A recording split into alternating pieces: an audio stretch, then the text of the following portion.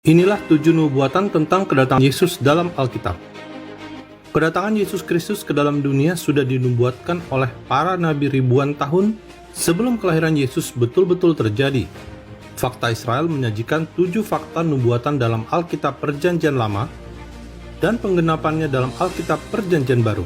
1. Yesus adalah keturunan Hawa yang akan mengalahkan iblis.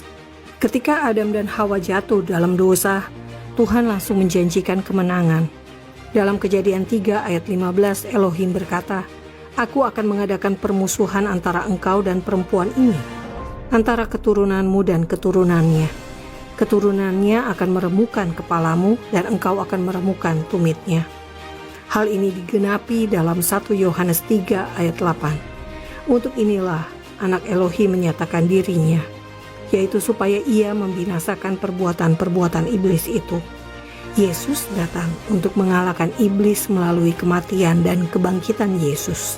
Semua orang yang percaya kepada Yesus tidak akan binasa, tetapi beroleh hidup yang kekal. 2. Yesus adalah keturunan dari Yehuda. Untuk datang ke dunia sebagai manusia, Tuhan membutuhkan sebuah keluarga dari sebuah suku dari sebuah bangsa.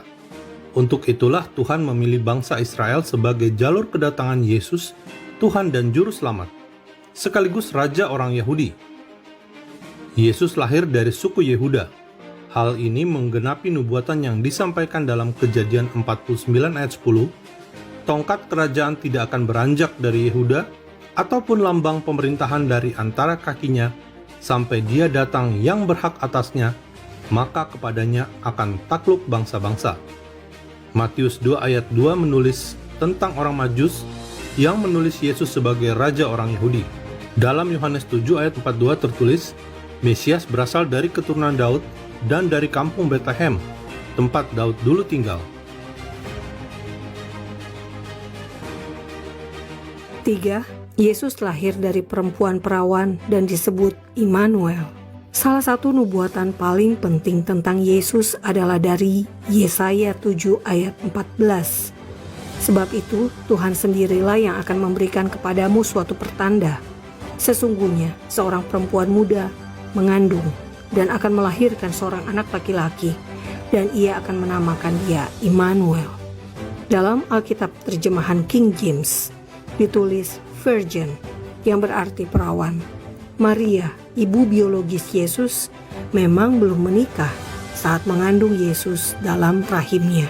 Lukas 1 ayat 26 dan 27 mencatat, dalam bulan yang ke-6 Elohim menyuruh malaikat Gabriel pergi ke sebuah kota di Galilea bernama Nazaret kepada seorang perawan yang bertunangan dengan seorang bernama Yusuf dari keluarga Daud.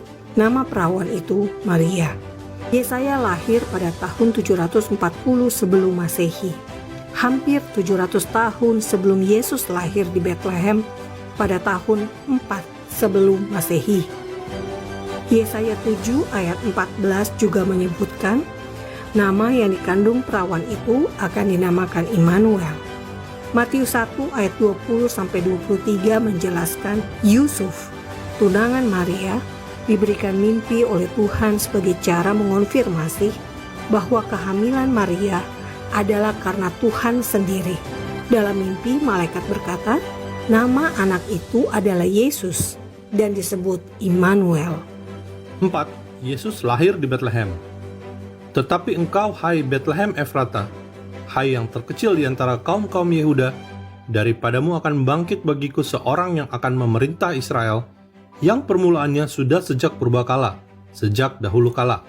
Dalam Mika 5 ayat 2 kita akan menemukan lokasi kelahiran Yesus sekaligus pernyataan bahwa Yesus akan memerintah Israel.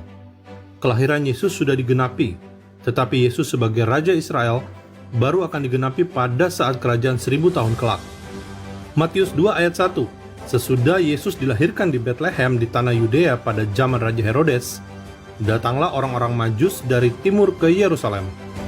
5. Yesus akan disebut Yesus dari Nazaret. Nubuatan spesifik lainnya adalah dari Yesaya 11 ayat 1. Suatu tunas akan keluar dari tunggul Isai, dan taruk yang akan tumbuh dari pangkalnya akan berbuah. Nabi Sakaria menubuatkan hal yang sama dalam Sakaria 3 ayat 8.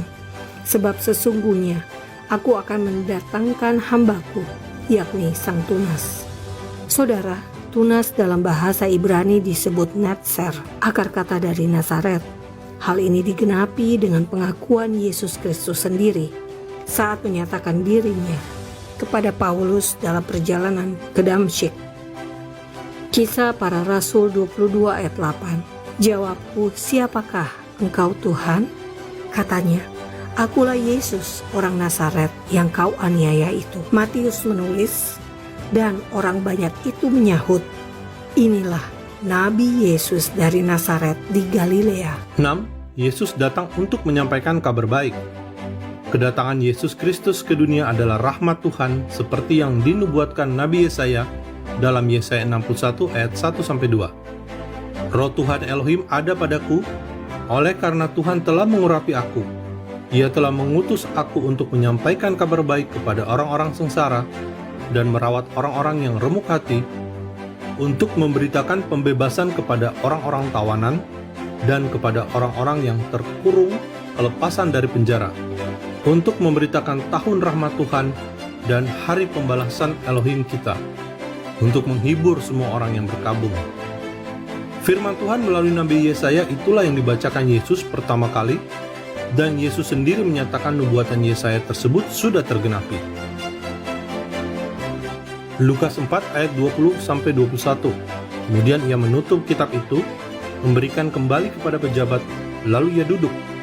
Dan mata semua orang dalam rumah ibadat itu tertuju kepadanya. Lalu ia mulai mengajar mereka, katanya, pada hari ini genaplah nas ini sewaktu kamu mendengarnya. 7. Sebelum Yesus datang akan ada pendahulu. Nabi Yesaya bernubuat dalam Yesaya 40 ayat 3. Ada suara yang berseru-seru, persiapkanlah di padang gurun jalan untuk Tuhan. Luruskanlah di padang belantara jalan raya bagi Elohim kita. Nubuatan itu digenapi dengan kedatangan Yohanes Pembaptis. Yohanes 1 ayat 23 tertulis, jawabnya, akulah suara orang yang berseru-seru di padang gurun. Luruskanlah jalan Tuhan. Seperti yang dikatakan Nabi Yesaya. Saudara, Yohanes Pembaptis lahir beberapa bulan sebelum kelahiran Yesus. Yohanes Pembaptis inilah yang mempersiapkan jalan bagi Tuhan dan membaptis Yesus. Mari kita menyambut Natal dengan sukacita, sebab kelahiran Yesus bukan ulang tahun biasa, tetapi Natal adalah perayaan kedatangan Tuhan ke dunia sebagai seorang manusia. Ikuti informasi menarik yang berkaitan dengan Natal bersama kami, faktaisrael.com. Terima kasih sudah membagikan video ini. Salam damai dari Fakta Israel.